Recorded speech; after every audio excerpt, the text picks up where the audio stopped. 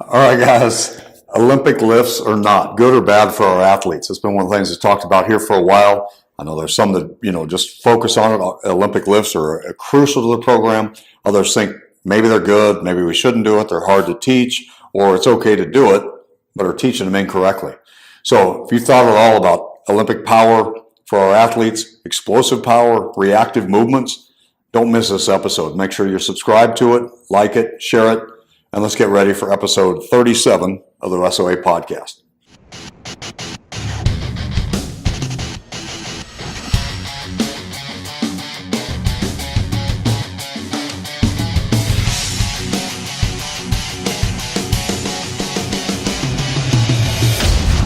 The Strength of America podcast. All right, guys. Bob Davis. Bobby Davis. Back for episode 37 of the SOA podcast. Appreciate you guys coming back to it. Going to this one, I want to think a little bit about one of the things, actually, Bobby's going through a course right now. Will Fleming has put out. It's just a terrific course going on Olympic lifting. And it's something I know, we had a base program, Summit, Nebraska, that we put through years ago. But I know progressively through the years, Olympic lifting has become a major part of programs out there because it can do a lot for explosive power, our hips, moving our body through it.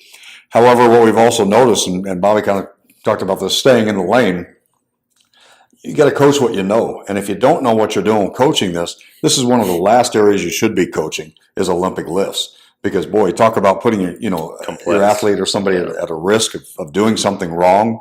This is it. But if you do it right and you hit the essentials from the beginning on, which is what we should be doing with our speed training, our power, anything else, learning how to play football, learning how to wrestle, start with the basics and do them just terrifically well, you're going to be terrific at it, and you're going to be safe, and that's what we're after. So what are some of the things, Bobby, that just that you've learned kind of going on and why it's important, and should we really be doing Olympic lifts, and what age do we start introducing this to the kids? Yeah.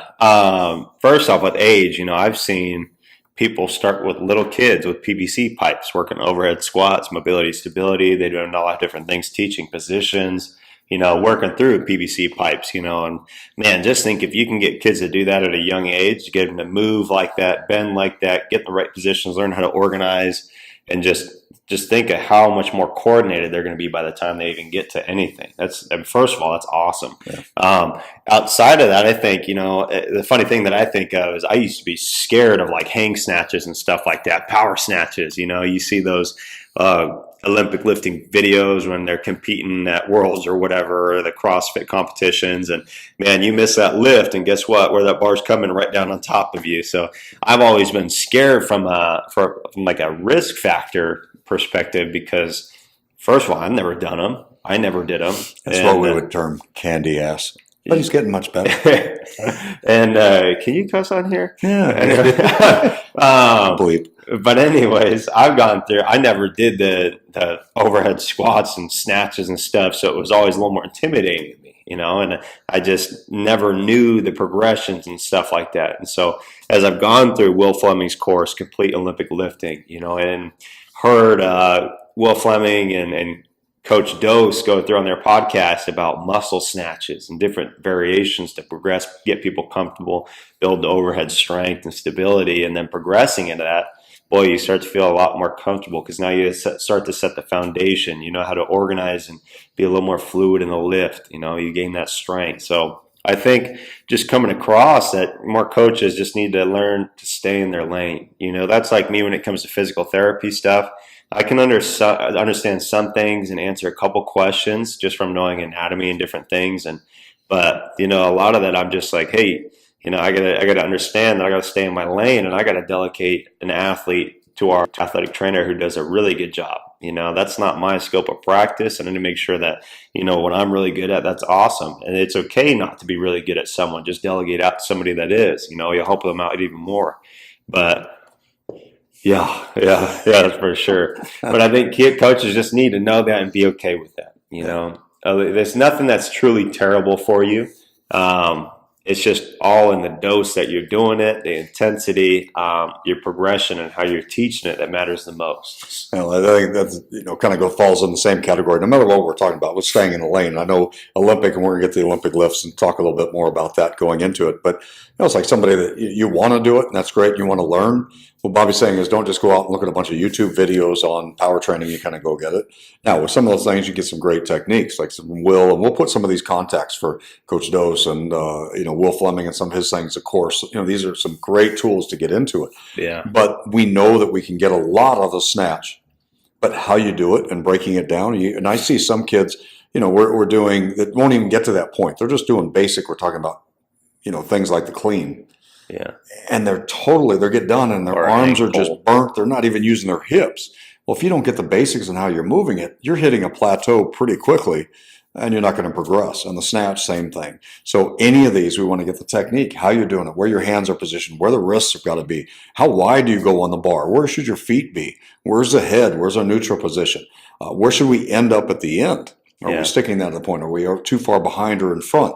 All of these things are so important. So understanding it's great, we need to do it, doesn't mean we just implement it into the program. Take some time, learn, find somebody that can do it, whether it's bringing somebody else into it or find these resources where you can really learn. And I tell you, with Will, just listening to Bobby after I'm going through this course with Will and really finding out all these little things, like you said, it's making things so much more. His confidence is already picked up on how he does some of the lifts. The weight progresses so much faster after that once you do it. But the technique of it, take the time and do it. So if it's not in your system right now for this off-season training or wherever you're at, no big deal. It'll be implemented later on. But you can find some basics pretty quickly and teach them how to use their hips and that reactive. Yeah. That's such a big part. And that's where that staying in that lane is. Just like we're not going to go out and teach the football coaches how to teach football. But I tell you, we can go out and talk, okay, look at this drill, and we do it all the time. Come out and look at what we're doing. How can we really work and be more effective on our cuts, and what are we doing? Because we're getting it down, but we're not explosive on that step. That we can do. We get the basics on. Here's what's going on. You can see where his hip is at this point, or he's changing direction, his leg is straight, or he hasn't hit, is turned in the wrong position, or his hips are perfect, but his head's in the wrong spot. So now he's throwing power off at an angle. So that's why he can't cut and find into that. Now they can put that into their practice to expand on it and go from there. You get so much more. Yeah, that's great. And I think, as we're going through, and just like he said, I'm not watching a video and then throwing it at a kid and say, all right, try this out. As I'm going through, I like to experiment. I go through my notes, I'm going through things, I'm experimenting with some of these combos, different things and movements, and I'm working through them myself. I've been always a big believer ever since you back in the day and showing stuff and demoing. I want to make sure that anything I'm having my athletes do, I know exactly what it feels like, so that way I can better relate to them and help teach or coach them in the moment. If I learn something and just try to spew out, then I can't coach them that well because I don't know what the heck it feels like. So it just hit me when he said like I used to. I actually still demonstrate and still do things with kids. I just want to throw that out there. Okay, I can still jump we'll make sure that at this next next clinic he's doing some of this single leg stuff. We'll see how Coach Bob is. Okay, that's a challenge. Yeah. So I think that's just what coaches need to understand. Don't just find a blanket program or blanket exercise and just throw it in. It may not be the right time of year. It may not be the right opportunity to set that in. That's where you can kind of get someone hurt again. That's where you got to understand what this feels like, where is its place, and then kind of sink it in the program. And your athletes may not be ready for that at that point. We've got some athletes like we're working with. I'm working with some of the kids at a new school right now. It's a prep school down there. They've never been exposed to weights or anything else. So the last thing I'm going to do is day one and start working the snatch. And they don't know how to bench. They don't know how to squat. Any of the basic movements, we've got to get the body technique, where you're at with the body, the core, building all of that and progressing into it. So if your athletes are ready for that, that's great. Now, it doesn't mean you can't do it earlier or not. I know one of the things Bobby talked about earlier about, young kids, you can start them earlier, PVC and things going. That's great. And I know some of you, because I've been hearing this for 30 years, well, it'll stunt their growth. We're going to do this. Well, again, going back to, and hopefully if I can find my old article from, I think, 87, that the NSCA, the Pediatric Association, so many have endorsed strength training. It's great and it's beneficial for the kids to do it. But we also told them that time when we started doing this 30 years ago in 89, that doesn't mean go out to the garage, grab dad's weights and just start going nuts in it. There's a progression. There's a way you do it, how you do it. All of these have to be considered in going into that. Just like this, if you get the mechanics right, they're not going to have any problem because we've got some young kids that are pretty explosive and can move really well. But they didn't walk in day one doing that. You had to start with a light bar or PVC and then maybe a sand PVC or something off-centered and a little, a 20-pound bar, 15 and 30, and eventually get up to the 45-pound bar. Now you're doing 150, 200 and plus in those exercises. That's great. But understand the progression. Don't be in a hurry to get to that point. This is long term you're trying to get. And long term, I understand some of you only have them for a couple of years. Yeah. Doesn't mean we do everything at that time right at the beginning. There's a point, there's going to be a time. Think about the health of those kids above, let's make sure they're at this point for this season. Because if they're explosive and powerful, but they don't have mobility to handle it, and they're not flexible enough to handle those positions, now you're going to just destroy them. And then they're going to be in big trouble later. So with that said, we're talking about that topic. Let's say you only have a kid for 7 weeks. What are you going to try to progress to for like explosive? Well, again, this is our high school athlete or somebody going into it. I think, originally I've got to start with the basics. We got to see how mobile they are, what's going on left to right. I've got to give them the homework because I can't work with them every single day that they're going to come into the gym on just that. We've got to work our squats. We've got to work our strength, our explosive movements with our hips. A number of other kids. That we're going to be cleans and all those. If they can't do hang cleans, I'm not moving them into a snatch. We've got basic things that we're going to get into the movements for that body position.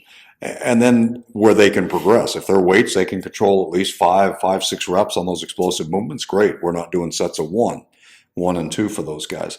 We'll have our base progression of our strength to see where we're at. We don't have long term to take 5 weeks, if I've only got them 7 weeks, to teach them how to do a snatch.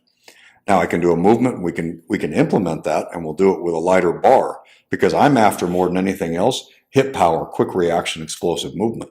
So we'll incorporate some of those into it, but not worry about trying to get heavy with a snatch within 6 or 7 weeks, especially if they can't do a clean correctly. So we still will teach those into it, but I'll put it in a rotation where if they're working with some other stations, that's one of their stations. We're working technique of that. And when I see they've got the technique down, then we'll start progressing heavier into the weights and other movements, more difficult movements. I like, and the big things why I am now becoming a believer in the benefits of Olympic lifts is I love the explosive nature and the hang clean and some of these exercises. We've only done the snatch a little bit. Again, I'm learning. So the hang clean I love. I love the violent extension you can get, and I love how it teaches athletes to absorb a load. So like a sport of football, that's great for these kids. They have to absorb loads and reapply. But with that said, going forward, like if I know I'm only going to have a kid for a summer, sometimes we keep it very simple. Like Joe DeFranco said, he's not huge on Olympic lifts because he doesn't have athletes for year-round times. He has them for blocks. So stuff that he likes to do is grab a trap bar, the trap bar jumps, various things like that, explosive movements, jumping or dumbbell weighted jumps, stuff that's simple and they can get to work right away day one. And they can progress that through and they can start adding load and progressing over time. I've had some kids that, yes, I do work on the hang clean with them, but maybe I'll do partial. So maybe they're going to do a hang jump or a hang pull or a hang high pull. There's other variations we can do. Obviously, like if you were to measure power, you're probably going to get more out of a hang clean, but we're still going to be developing power. We're going to get in some load on their body. And if I know that they're going to be back at some point, now I'm laying a foundation to where we can work up to that. But if I'm not ever going to have them again, trap bar jump, that's awesome. You can teach them how to get in a position, get down to the bar, and they can learn day one how to do a trap bar jump pretty easy. Well, and the key is you're listening to what Bobby's saying and kind of going through these things. What is your goal for that time frame? If we're after hip power, explosive, which we should be for all of our athletes at that point, you have to incorporate these things in from the beginning all the way through. And for some of them, maybe just trap bar. Some of them may be snatches. It's wherever you're at. Some could be a dumbbell jump. We have to focus on that the hip, because I can tell you the number, we just went to a high school just a few weeks ago down here in Mesa and to work with some lifts and basic movements. And most of them weren't using their hips at all. You talk about movements, explosive, coming up with the upper body. They were using upper body. They thought a clean or like any of those was all upper body. Yeah, they were muscling that up and not using near enough weight. But as soon as we teach them how to pop the hips and move into it, first thing they thought was, holy crap, that bar's already up there. Yeah. They've used so much momentum from the hips and legs. That's what they're after. They guide it with the arms. And that's what it should be, not just pulling up from that point. Even though we get a shrug and it all is incorporated, we need that entire body. But your drills are after increased power, speed. We've got to get the hips. We've got to get that triple extension. We've got to pull through. The hips should deliver the bar. Definitely. Yeah. Definitely. So and that's the key that most forget. And now talking about that, if they are muscling it, then you got to make sure that when you're setting in your program. Sometimes I'll do, if it's a early preseason, I'll put them through some muscle cleans, muscle snatches, depending on my athlete. Maybe I want them to develop a little more on the upper back, upper shoulder complex. Maybe I just want them to understand the lift in a slower pace, and then we'll start progressing to a faster pace with it too. So we can do a lift like that to give their bodies a rest from impact and still get some benefits, still work on technique and stuff. But I think, again, that's where you're going to stay in your lane and know what you're programming when. Yeah. So. No, that's perfect. Yeah, so I think that's basically what I want to talk to you about is some of those and understanding that, yeah, these are great things, but know what you're teaching. If you don't know what it is, find the resource, find that person to help you out with it. And like I said, we'll put some contacts down for some of these guys so you can reach out to them or find their products or get on their pages because they put videos out and stuff all the time. Great technique things, basic things. And actually, Bobby's going to throw a few tips out to you this week as well. So make sure you're part of the Instagram and YouTube and Twitter and all the other good little things out there for you as well. Okay, I'm still learning. But we'll put those out there for you so you can see that there's a lot of this that is some simple things, but we start thinking, oh, God, it's too complex and we don't even bother with it. And then, I remember thinking about that last year, but what have you done to get prepared so that this year you can implement it into their off-season program? Probably not, because like many of us, there's a lot of things going on. Yeah. So that's, I think, a key for us. And I'm learning more and more as I'm going through the old KISS principle. Keep it simple, stupid. I'm trying to get myself, and, I only get kids for so much time, and you get in the mindset of, man, I'm only getting these kids in season. I got to develop them. I got to get single leg strength, stability, got to attack the whole body. And I'm like, man, I find out more and more that we're only getting our explosive lift and then our 2-leg strength lift, really. And that's pretty much what we're getting. And then we're getting some minor accessory stuff in there. We're running out of time. So sometimes you just got to make sure that you're doing the simple things savagely well, nailing down the basics. And, and if they do come in for extra time or they do have extra time, then you can throw in some of that accessory stuff. But sometimes you're dealt with so much time and there's only so much you can do. So you got to make sure that with the so much you're doing, they're not setting it on coast to get through what they're putting effort into what they're doing. So I think the biggest thing to take away is, write your goals. I mean, we're coming up on New Year's and we're going to do this in a couple of weeks. We're going to talk about goals and what's going on for the new year and everything else. But man, how many of us really sit down and take a look at what we're planning for the next year and outline what you need, what the kids need, what the program needs, and then figure out that program for yourself, outlining it, getting it all set. What do you do during the different times of year? Or we just kind of go through the paces. And I think, when Bobby talks about all this stuff, it's changed so much in 30 years that I've been doing this. When we first started 30 years, it was pretty basic stuff that we went in, and we made some great progress. But there's been so much more, which is great, a lot of great educational programs. But like our episode, I think it was 30, when I was back at Nebraska and talked to Boyd Epley, there's a lot of fluff out there too. We think we have to do so many different things. We realize we get done with our training program that we really haven't accomplished anything. We've had a lot of cool things that we've done and implemented out there as coaches. But when you really look at it, man, maybe you didn't hit the goals when you post-tested. You didn't hit your speed increases that you wanted to, and your vertical jump, and all these things didn't get better. Had some good workouts. However, if you were after speed, did you do all the components necessary to get that speed that you were after? So, with the Olympic lifting, man, hit the basics, find your resources, and know what you're doing to teach it. And it's a great thing. If your athletes are prepared and ready to go, that's good. But make sure you're ready so that you can coach that for them as well and do it well. Yeah, that's great. All right. Appreciate it, guys. Make sure, again, you share this with somebody, another coach out there that's thinking about lifting, or your strength coach that's out there, football coaches, anybody out there that helps with conditioning, you or your athletes and people going into it. Let them know it. Share the episode with them so they understand some basic things. And let us know if you have questions about particular lifts, or you've got a problem when you do a lift or anything else. We're glad to answer it for you. And if we can't, we'll help you find that resource that can answer it. Relay you to Will Fleming. I mean, man, he's competing nationally and all that on top of coaching kids. So he does it and teaches it and has a phenomenal program too. So yeah, great stuff out there. So all those links we'll make sure we have for you. And again, let's see, this is coming out, I think, December 1st weekend. So December 8th, if you're in the Phoenix area, make sure you guys are at the Arizona National Strength and Conditioning Association clinic. It's their state clinic they're having December 8th at Mesa Community College. We've been asked to present there. We're going to actually do ours on ACL injury prevention. Can you prevent them or not? It's about the breaks. We're going to get the basics in there. It's a hands-on clinic too. So we're going to get a little workout in and figure out how to land movement. And you're going to work a lot with the other coaches out there. And we've got sounds like we had great numbers out there already, but always use a few more that you want to get better. And there's a lot of other presenters that are terrific. So we'll have that link for you as well. So subscribe. Let us know if you have a question. Email's right there for you. And we'll see you this next week or on Instagram or somewhere else. Bobby will be out there. All right. Thank you much. You guys have fun. We'll see you next week. See you later.